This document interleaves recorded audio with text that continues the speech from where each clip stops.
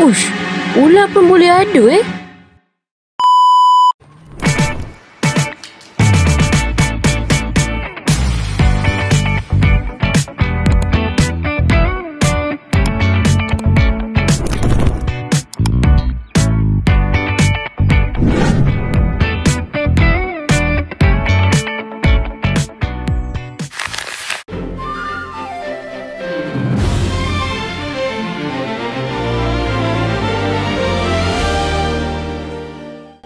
Jadi kita akan lihat satu penulisan tafsir.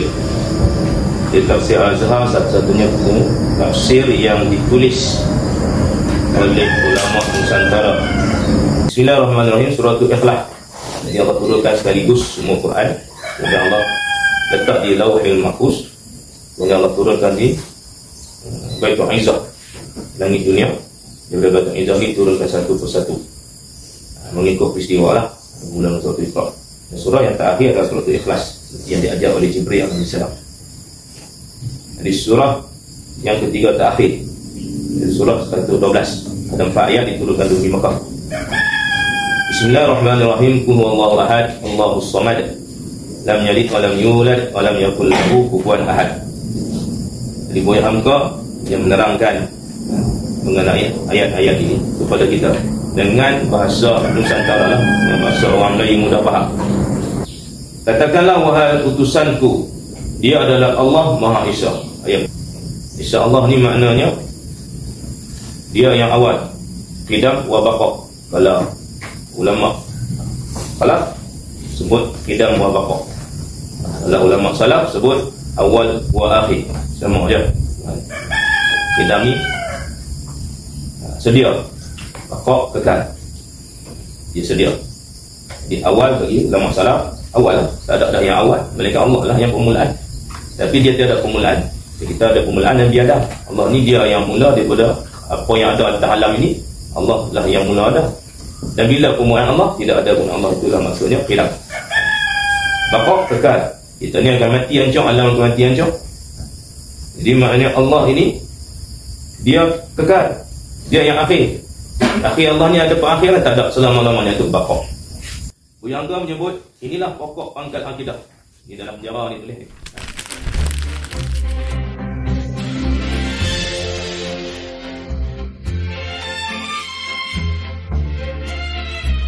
Pondok ni asalnya untuk kita buka di Pasir Panjang.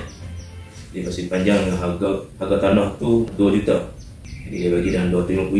Jadi saya pun buat SSM, buat bank pun semua untuk cari dana. Lepas bulan tak ada habis, ada berapa ringgit, ada sampai 200 ringgit pun. Nak beli tanah tu dia nak minta dah 250,000. Jadi kita dah sampai 200 ringgit. Saya ingat ada 20 ringgit juga pun waktu tu. Kemudian telefonlah semua surau-surau masjid-masjid yang saya mengajar tu, minta solat hajat. Kita hari Senin, tak saya ingat hari Senin tu kita solat hajat malam tu. Esoknya orang telefon pagi. Kita telefon, dia tanya, Ustaz, kita nak tanah tu. Kalau Ustaz nak beli tanah untuk buat Hafizah, orang lebih faham tapi pondok Negeri Sembilan ni ada, tapi untuk sekarang ni kurang sikit lah. Jadi Ustaz tak payah beli, kata. Ayah saya memang lama dah cari orang nak wakaf tanah. Hati-hati saya tenang, kata, tak saya terima di kampung bawah. Saya terima. Jadi saya ingat kecil saja, pokoknya besar. Hari lepas tu di Tuan Haji, namanya Haji Nasir. Haji Nasir. Jadi Haji Nasir ni datang, angkat tu lah, saya terima tu lah, terima wakaf tanah ni 1.3 atau 1.3 ekar. Satu hal Ustaz, satu nak bina pula tak ada duit. Tapi Alhamdulillah dalam tempoh 2 tahun maknanya siaplah 6 pondok. Tanpa ada duit apa-apa, tapi orang mari sedekah. Macam-macam orang datang mari sedekah. Satu pondok waktu itu 18,000. Ya ada. Tapi saya mula dengan surah tu yang kita duduk mengaji tadi tu, surah pertama yang dibuat gotong royong, menghasilkan dalam 8,000 saja. Dan kayu-kayu itu adalah kayu-kayu rumah tuan-tuan dulu. Di kayu itu di balik kayu kuat atau kayu lama. Kemudian bangunan ni lah. Bangunan ni pun saya pun tak tahu macam mana bangunan ni, tapi tiba-tiba siap. Duit tidak ada tapi siap. Begitu bangunan 3 tingkat tadi tu, kita pun tidak ada duit. Dan siap waktu PKP. Tengah-tengah susah, ada orang bagi datang. Ustaz, kami siap dengan bangunan ni. Nanti siapkan semua.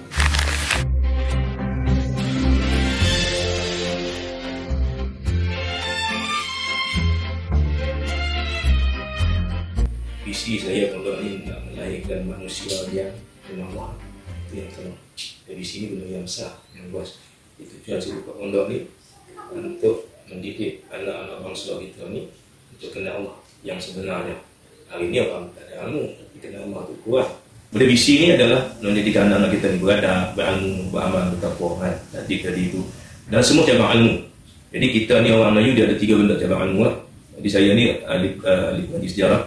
Jadi maknanya kita nak anak kita ni berilmu agama. Semua dia ilmu agama, iaitu fiqh, tauhid dan tasawuf. Dan tadi itu masa yang sama juga dia ilmu mempertahankan diri, silat, memanah, berkuda. So dia orang semua memanah, berkuda apa semua. Semua lepas PKP ni dia agak slow sikit lah sebab dia memerlukan dana yang besar juga benda tu. Semua memanah masih maintain lagi lah. Alhamdulillah kita dah sampai peringkat international budak-budak ni kan. Dan yang ketiga adalah ilmu tapak lapan ataupun jati dari orang Melayu. Ilmu tapak lapan ni mana seperti memancing, nangkap ikan, kehidupan lah, berternak, apa dia cucuk tanam, pertukangan, apa dia macam kita sekarang ni. Kalau dulu orang kata ukiran, tapi kita gadget, memakai gadget untuk uslub dakwah, cara-cara metod dakwah. Itu saya ajar. Saya juga trainer dalam apa dia AI, saya mengajar orang AI di pakaian hari ini, pakaian mengajar mula lah, tapi kalau saya mengajar AI media apa semua, kita pakai media lah. Tidak juga sebagai visual biasa, sebagai orang media.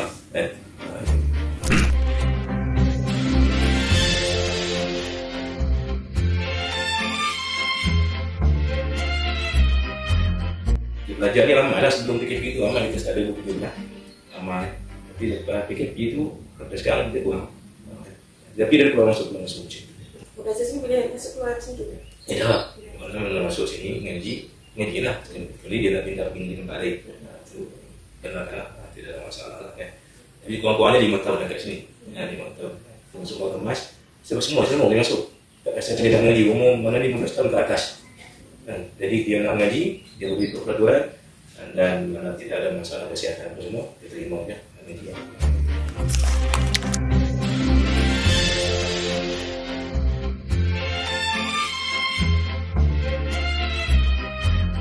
Mereka ini sebagai ulama dan mereka juga pejuang menyampaikan ilmu. Jadi maknanya Islam masuk di tanah Melayu ni, tanah Nusantara ni, ataupun apa dia Sunda ni sebenarnya.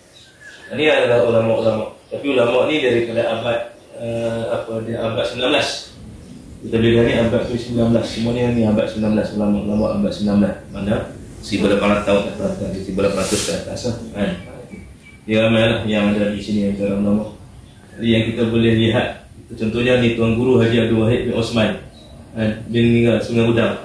Ni waliullah Melaka, yang mana dia kira wali yang paling kita masyhur lah. Anak muda sekarang ni Tuan Guru Abdul Rahman. Itu Syekh Idris Marbawi, buat kamus Marbawi. Ni ada juga di sini. Jadi memandang gambar ulama ni, melihat perjuangan itu dapat pahala. Dan kita rasa semangat buat macam mana. Sebab tu hukum letakkan gambar ulama ni adalah jadi sunat. Sekarang ni dalam sini atas ni nampak ni adalah salah silap raja-raja kita lah.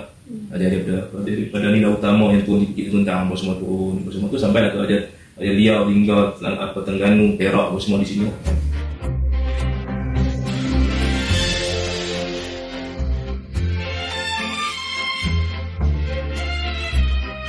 Jadi maknanya kitab yang utama adalah kitab yang mula untuk ajar tentang adab adalah kitab penuntut Ta'lim Syekh Zaruni. Kita tahu kitab tu lah sebab teguh dulu waktu saya masuk ngaji dulu pun memang kitab tu lah dia ajar kita guna kitab. Kemudian kitab penawar bagi hati. Penawar bagi hati ni kitab yang dekat lah, yang mudah difahami. Walaupun mudah tetapi dia yang mulia besar di kalangan oleh Syekh Abdul Qadir Mandiri, seorang waliullah, seorang dia ulama pejuang Islam juga. Dia ahli tasawuf dan Islam. Kemudian kitab Sayyid Salikin, mana habis Nawawi kata Sayyid Salikin lah. Sayyid Salikin. Kita hadis ni, hadis Imam Nawawi tu memang dia maklum. Kemudian hadis 40 Syekh Fahmi Zamzam di 40. Itu saya tak baca lagi sebab dia menghafal di 40 sebenarnya. Di 40. Kemudian tafsir saya guna. Tafsir siapa dah habis 30. Itu kalau kitab lain macam Miftahul Melayu tadi tu di Miftahul Duja. Kemudian kitab apa dia itu Matn Badrin. Kemudian kita Fiqh Mahanji. Itu dosa-dosa yang ngajar saya tak mesti daripada dia mengajar. Tapi dia ambil saya ngajar, dia mengajar kampung pula lah.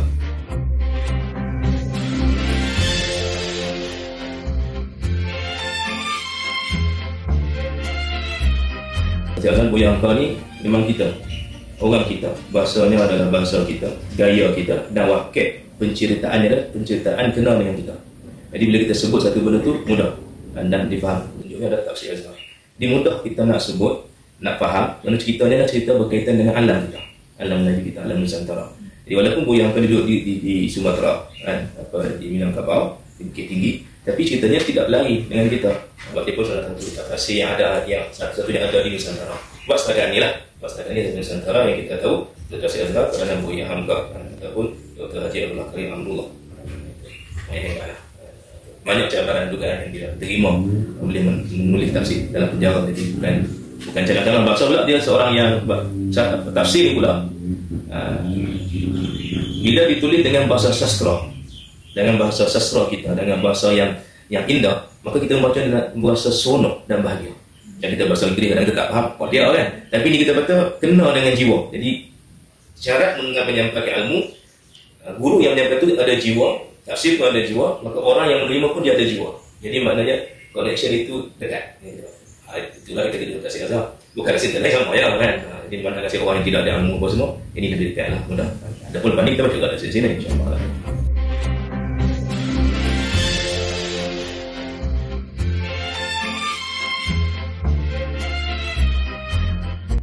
Metod yang kita ajar di sini adalah metod talaki. Memang talaki ni maknanya pelajar mesti dekat dengan guru, sekurang-kurangnya satu busur nak panah tu kan, itu busur panah dekat, kemudian pegang kitab, mesti ada kitab dia, kemudian nak dobit, mesti dobit. Jadi guru dia akan hurailah, dia akan baca, dia menghuraikanlah apa maksud dan kalimah-kalimah itu. Jadi kita baca macam saya tadi kan, tapi benar setiap kalimah tu apa maksudnya, apa nak disampaikan kan, guru ni cakap apa. Dengan ilmu yang kita ada lah, jangan buat tambah ilmu kita tak ada. Itu.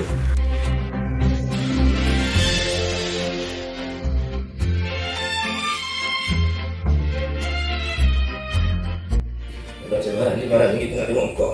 Itu yang cabar. Jadi buru-buru lah. Jadi sebelum dia baca tu, dia kena buka dulu, mutalaah dulu, murajaah dulu, apa semua tu. Adapun kita menyampaikan, tidak ada cabaran. Saya tak mengatakan orang terima tak terima tu cabaran, kerana tugas kita ni menyampaikan, tugas kita ni menceritakan ilmu. Terima tak terima tu kerja Allah.